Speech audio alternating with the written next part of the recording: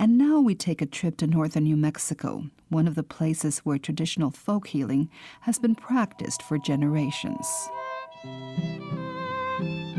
Northern New Mexico is a land of mystique and magic. Here, the plains and mountains, los llanos y las montañas, have guarded its Hispanic and indigenous culture even to this day. En el nombre sea de Dios y de la Virgen María, para entregar estos novios con gusto y con alegría.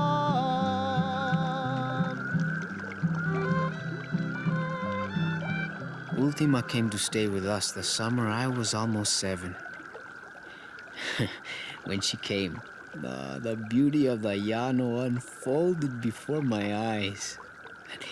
And the gurgling waters of the river sang to the hum of the turning earth.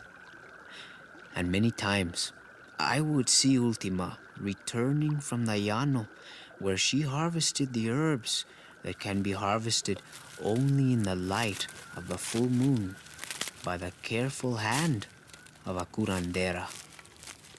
Mariola, plumajillo, poleo, hierbabuena, cota, maravilla, la contrahierba, yarrow, brookmint, spearmint, milkweed, Arizona poppy, Navajo tea.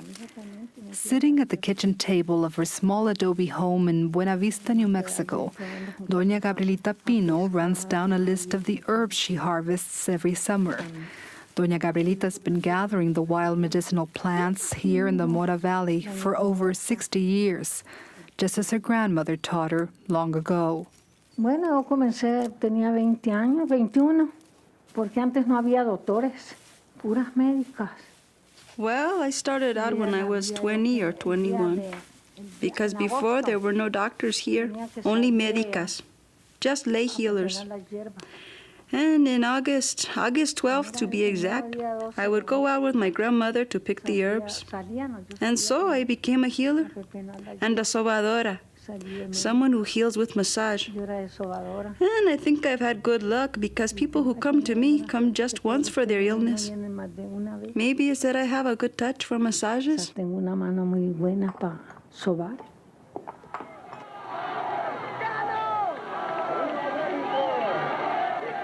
For many Mexican Americans in Los Angeles and throughout the country, August 29, 1970 is a date that marked both the high point and the decline of a period of unprecedented activism.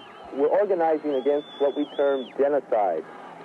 The first and most obvious form of it is in the war in Vietnam, where thousands of our young men are dying. If we can stop that... Tens of thousands of people marched that day, like a proud brown army down the streets of East Los Angeles, home to 1.5 million residents of Mexican descent. Only a few years earlier, the Mexican-American community had been termed a sleeping giant. But by 1970, the giant had come to life. They'd come from Denver, Albuquerque, El Paso, even Chicago and New York. Inspired by the Black Civil Rights Movement, the farm worker struggle of Cesar Chavez, and a search for cultural identity, they called themselves Chicanos. At the time, one man defined the word this way: a Chicano is a Mexican-American with a non-Anglo image of himself. Chicanos feel cheated. They want to effect change now. The man who wrote these words was Ruben Salazar, a staff writer for the Los Angeles Times, and probably the only journalist at the time who attempted to explain what was happening in East LA to the rest of the city. He too was at the moratorium that day, covering the event for Spanish-language television. The day began with an almost fiesta-like atmosphere. Some protesters wore bandanas in the hot August sun. Others the headgear of the Chicano paramilitary group, the Brown Berets. It's not easy to get to San Miguel Acatán in the northern Guatemalan highland province of Huehuetenango. But this outlying Maya community was where a 30-year-old Ursuline missionary came in 1985. And today, next door to the white church that marks the center of San Miguel, built around a flower garden and a statue of the Virgin Mary, stands the brightly colored Escuela Parroquial Diana Ortiz, the Diana Ortiz Parochial School. A la Madre Diana la conocieron mucho y la apreciaban mucho, ¿verdad? This community knew and admired Diana Ortiz very much, and that's why they named the school after her. Escuela Parroquial Diana Ortiz.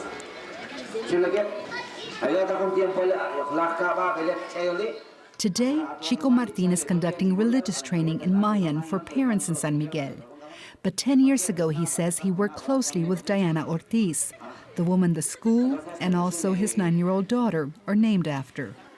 El recuerdo que dejó la Madre Diana se continúa, el recuerdo de ella.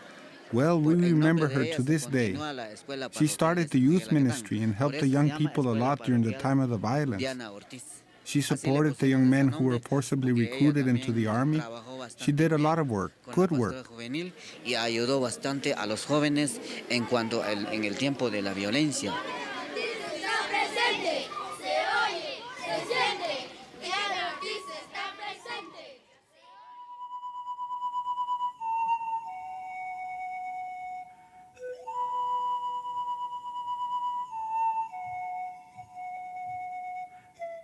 I wonder whether you can understand the Virgen de Guadalupe without understanding Mexican-American history. Vice versa, I wonder if you can have a Mexicano or Mexican-American if you don't have the Virgen de Guadalupe.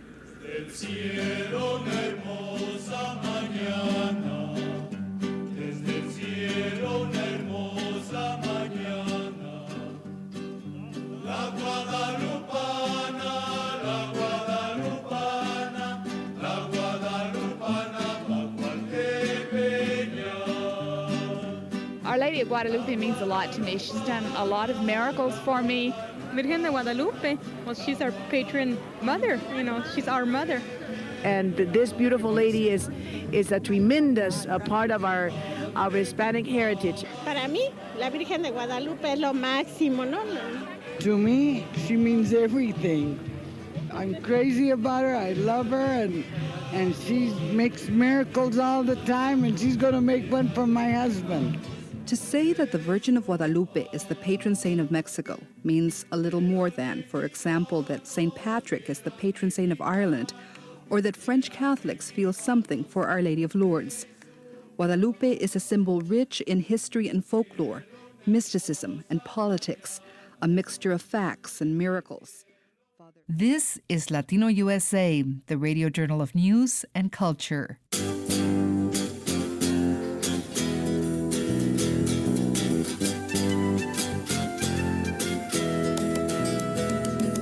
I'm Maria Martin. This time on Latino USA, a special edition for Hispanic Heritage Month, the unique traditions of Tejano music. I learned the accordion by hearing my father play. He never taught me how to play. He would correct me. He would be playing the accordion. I said, how do you do that? He wouldn't show me. He would let me try. You try. If you can do it, you can do it. So that's what I did. Featuring masters of the Tejano tradition, such as Santiago Jimenez Jr. and Valerio Longoria. That has been my life all my life. I've been a musician, so I still love the music. I still like to play. Well, I'm happy with that. I'm happy with what I know. Coming up on this edition of Latino USA.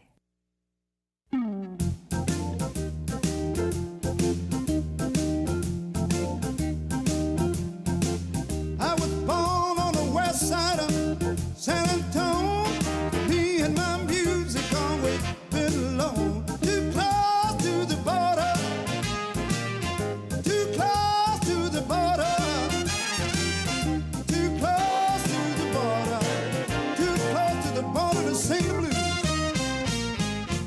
His name is Randy Garabay. He's from San Antonio, Texas. He's been making music for many, many years, and he plays not conjunto, not tejano, not mariachi, nor cumbias, but the blues. Gracias. Yeah, I've been doing a style that we call the West Side Sound, which originated in the west side of San Antonio. And what it started out as rhythm and blues and turned into low-down dirty blues. You know? And what it is we coined a phrase in San Antonio called bluesano. So you're a bluesano. Bluesano, a lot of people ask, what is bluesano? I said, well, simply it's a Chicano that does the blues, you know. Too close to the border to sing the blues. Well, let me ask you this question that you've probably gotten all your musical career, and that is, how, as a Chicano raised on the south side of San Antonio, born on the west side, the heart of Conjunto Tejano country, yeah. How was it that your musical direction took you to the blues? I'm going to have a t-shirt made, I survived the Tejano explosion. I never got into the Tejano market, even though there was a lot of labels that were after me to do Tejano music, because I believe in doing la música de mi corazón, you know, the music which has been in my heart since I was a young man. My daddy always wanted me to listen to polkas and stuff like that, and that's not what I like. I mean, the first time I heard Lloyd Price and Little Richard and guys like that, I just went totally bananas. You know, I said, man, this is the kind of music I want to sing. Oh yes, baby, come here to do. Soy Chicano, but I sing the blues.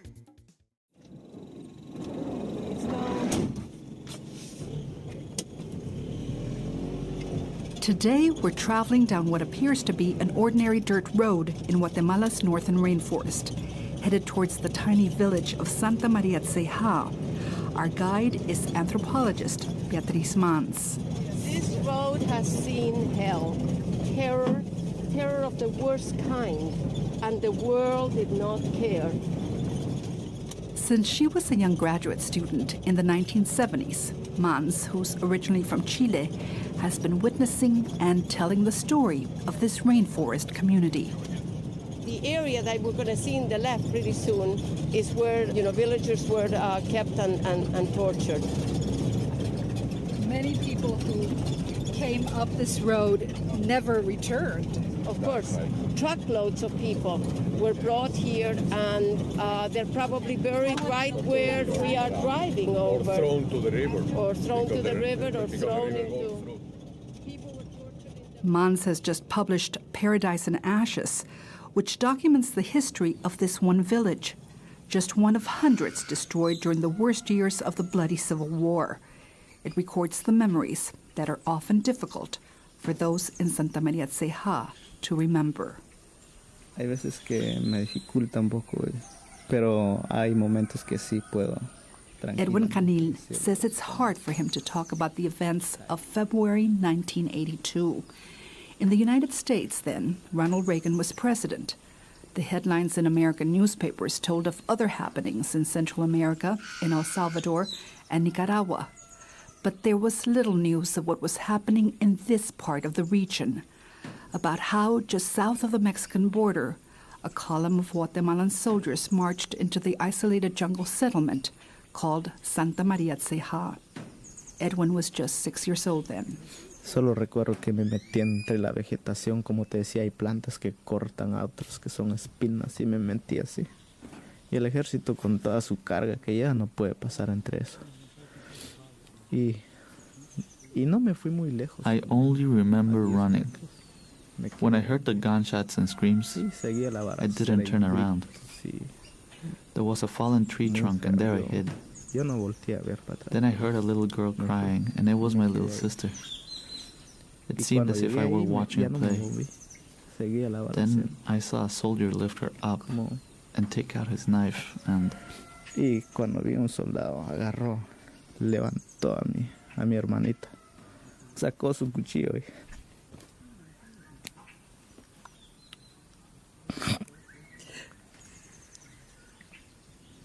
He took her arm and cut it off and threw it away.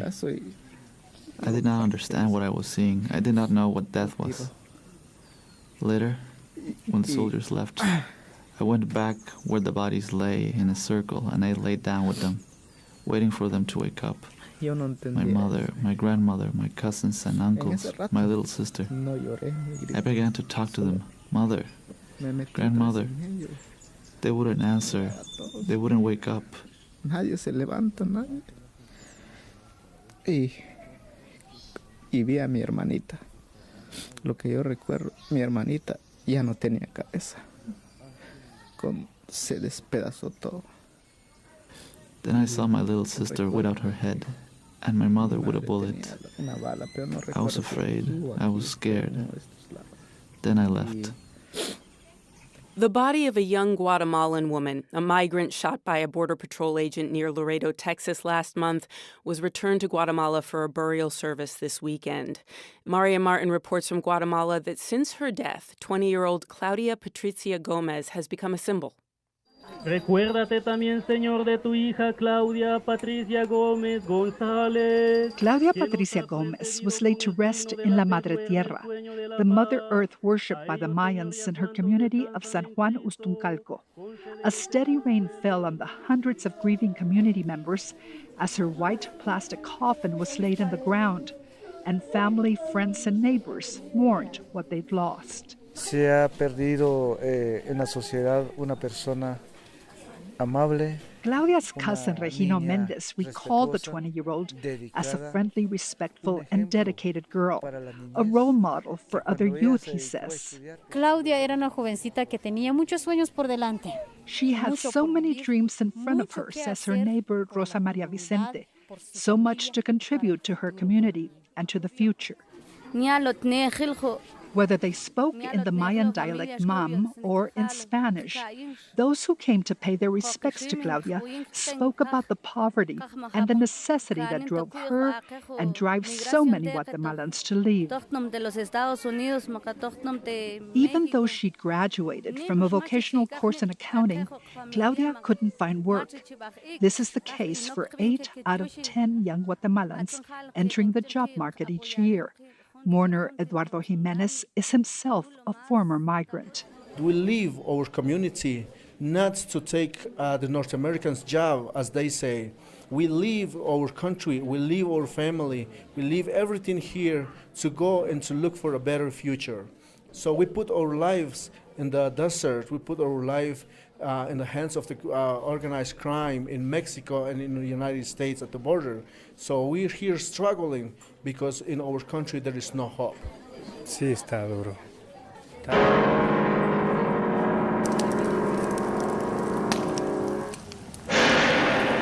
Fire. Fuego. Fuego. Fire. The fire that punishes. The fire of passion. The fire that destroys and leaves nothing but ash.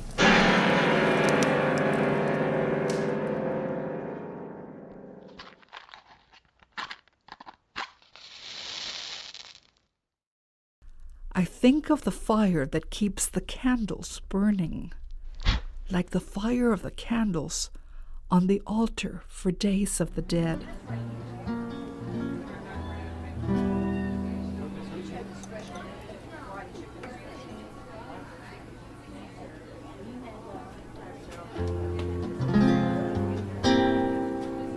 Fire, fuego, fuego, fire.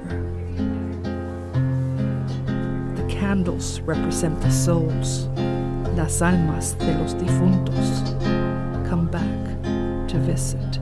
Salías del templo un día, llorona, cuando al pasar yo te vi.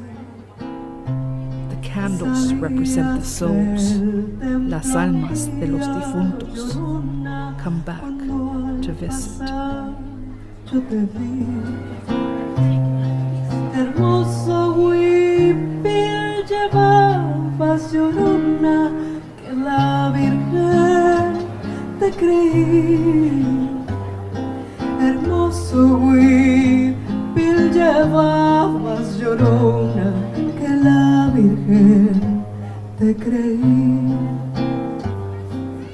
Ay, de mi llorona, llorona. I think of the fire that keeps the candles burning, like the fire on the candles of the altar for the Days of the Dead.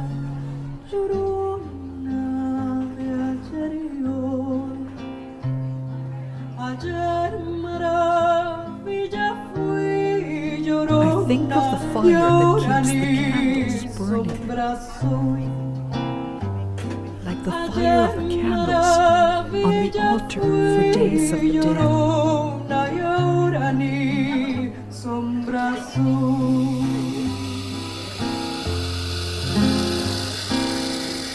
Fire. Fuego, fuego, fire. The fire that punishes, the fire of passion, the fire that destroys and leaves nothing but ash.